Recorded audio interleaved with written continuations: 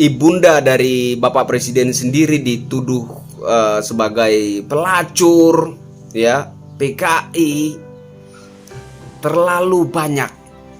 Saya rasa sudah tidak terhitung lagi berapa banyak hinaan dan hujatan. Tuhan kirimkanlah 100 Jokowi lagi.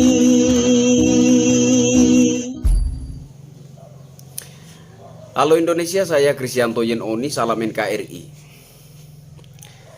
Kali ini terkait narasi Jokowi otoriter, ya. Narasi Jokowi otoriter ini sering dihembuskan oleh berbagai pihak. Enggak itu mahasiswa, aktivis, lawyer.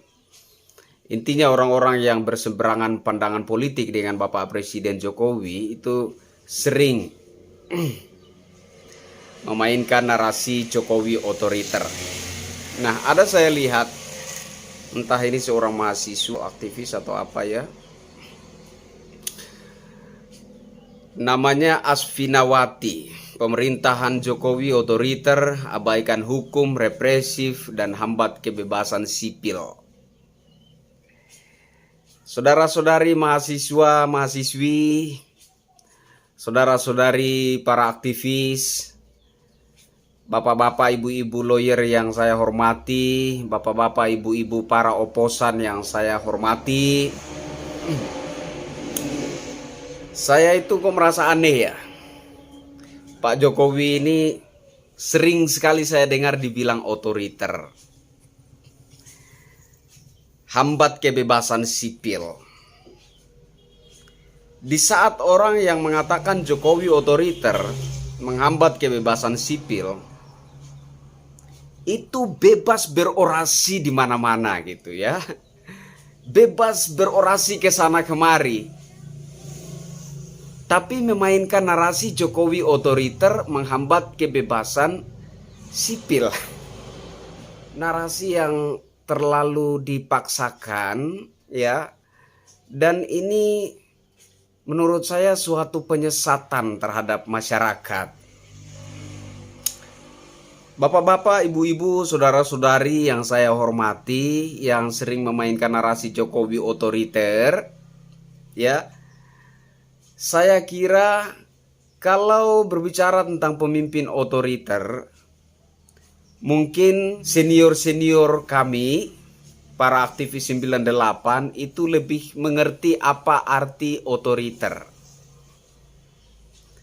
Berapa belas sekian plus aktivis 98 yang diculik dan hingga saat ini tidak kembali. Mungkin mereka lebih mengerti apa itu otoriter, apa itu menghambat kebebasan sipil. Mereka lebih mengerti, mereka lebih paham artinya pemimpin otoriter, mereka lebih paham apa itu kekuasaan yang menghambat kebebasan sipil. Dan kalau berbicara tentang hukum ya, ini sebenarnya satu paket ya, nggak jauh-jauh amat ya. Otoriter, abaikan hukum, represif, hambat kebebasan sipil, saya kira ini satu paket yang tidak jauh-jauh amat lah. Di era pemerintahan SBY ya, ada ketua KPK yang dipenjara, oke? Ada ketua KPK yang dipenjara yang dituduh sebagai pembunuh siluman. Dia dituduh sebagai pembunuh siluman. Artinya orang yang dibunuh itu siapa? Dibunuh di mana? Jasadnya ada di mana? Dan dia dituduh sebagai pembunuhnya. Kemudian disidang, kemudian dipenjara. Baru bebas di era kepemimpinan Bapak Presiden Insinyur Haji Joko Widodo. Nah, rumor yang saya dengar dan pernah juga hal tersebut diceritakan oleh yang bersangkutan, ya, mantan ketua KPK tersebut, bahwa ketika itu KPK akan melakukan penyidikan lebih lanjut terhadap besannya Bapak Presiden Republik Indonesia ke-6, yakni Bapak Susilo Bambang Yudhoyono. Ya, besannya adalah ibu dari Mbak Anissa Pohan yang diduga terlibat dalam tindak pidana korupsi Bank Senturi kalau saya nggak salah ya. Nah, ketika itu KPK akan melanjutkan penyidikan terhadap besannya Bapak SBY tersebut. Nah, kemudian ketua KPK ini dituduh sebagai pembunuh. Ya, pembunuh siluman seperti yang saya jelaskan tadi ya. Siapa yang dibunuh di mana, jasadnya ada di mana, kemudian ketua KPK dituduh sebagai pembunuhnya, kemudian dipenjara. Nah, berbicara tentang pemerintahan yang mengabaikan hukum, saya kira si mantan ketua KPK tersebut yang lebih mengerti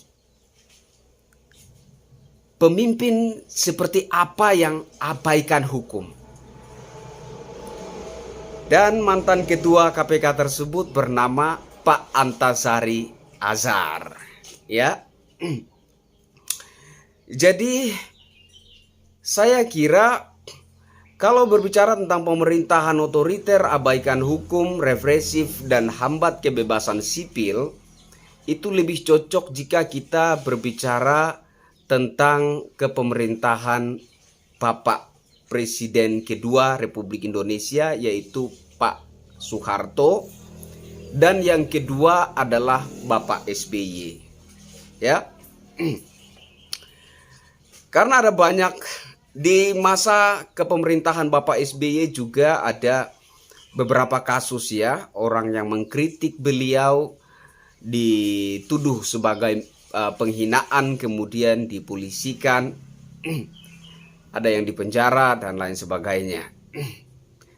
Jadi kalau berbicara tentang pemerintahan yang otoriter, abaikan hukum, represif, hambat kebebasan sipil, saya kira itu lebih tepat jika yang dibicarakan adalah pemerintahan Bapak Presiden Soeharto, Presiden Republik Indonesia kedua, dan kemudian yang kedua adalah Bapak Presiden Republik Indonesia ke-6, yakni Bapak Susilo Bambang Yudhoyono.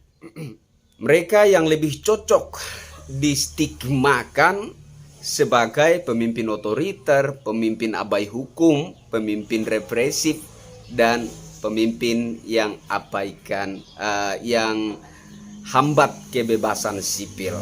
Nah, kalau saya katakan pemerintah otoriter, ya, pemerintah abaikan hukum, saya katakan pemerintah represif, pemerintah hambat kebebasan sipil, tapi saya masih bebas berorasi ke sana kemari, logikanya nggak nyampe. Ya, saya bebas melakukan itu, dan pada saat bersamaan saya katakan pemerintah otoriter, pemerintah abaikan hukum, pemerintah represif, dan pemerintah hambat kebebasan sipil.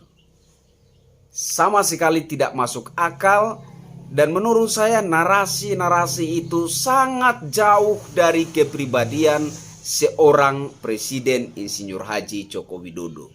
Di mata rakyat jelata, Presiden Republik Indonesia ke-7 Insinyur Haji Joko Widodo adalah seorang presiden yang paling lembut hatinya di antara presiden-presiden Republik Indonesia terdahulu. Jokowi adalah yang paling lembut hatinya. Kemarin BEM UI dengan lip service-nya, apakah ada yang dipolisikan oleh Bapak Jokowi? Apakah ada yang ditangkap di penjara? Tidak. Sejak tahun 2014 hingga saat ini, entah sudah berapa ribu macam hinaan, hujatan yang dilontarkan bertubi-tubi kepada Presiden Insinyur Haji Joko Widodo. Ya.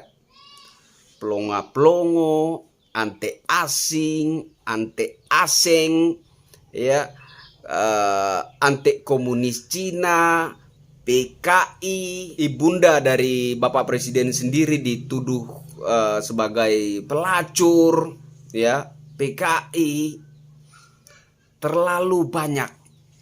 Saya rasa sudah tidak terhitung lagi berapa banyak hinaan dan hujatan yang dihujamkan secara bertubi-tubi dan begitu keji terhadap seorang presiden yang bernama Insinyur Haji Joko Widodo. Saya pikir kalau memang seorang Insinyur Haji Joko Widodo yang saat ini adalah Presiden Republik Indonesia itu otoriter, abaikan hukum, represif, dan menghambat kebebasan sipil, apakah masih bebas leluasa berorasi para mahasiswa itu? Apakah masih bisa bebas leluasa berorasi para aktivis itu? Apakah masih bisa bebas leluasa mengkritik secara membabi buta para aktivis dan para kritikus itu? Jadi jelas di sini bahwa narasi Jokowi otoriter, narasi pemerintah abaikan hukum, pemerintah represif, pemerintah menghambat kebebasan sipil dan lain-lain sebagainya adalah narasi-narasi yang tidak berdasar, luapan sakit hati dari orang-orang yang berkepentingan, yang dulunya menikmati segala kemewahan fasilitas negara, makan minum enak, jalan ke sana kemari enak, segala-galanya difasilitasi oleh negara. Dan kemudian di era kepemimpinan Bapak Presiden Insinyur Haji Joko Widodo,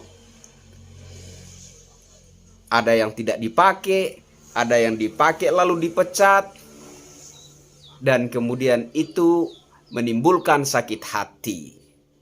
Kemudian mereka memprovokasi masyarakat dengan berbagai isu, seolah-olah pemerintahan Bapak Presiden Insinyur Haji Joko Widodo adalah pemimpin paling buruk yang pernah ada di muka bumi ini.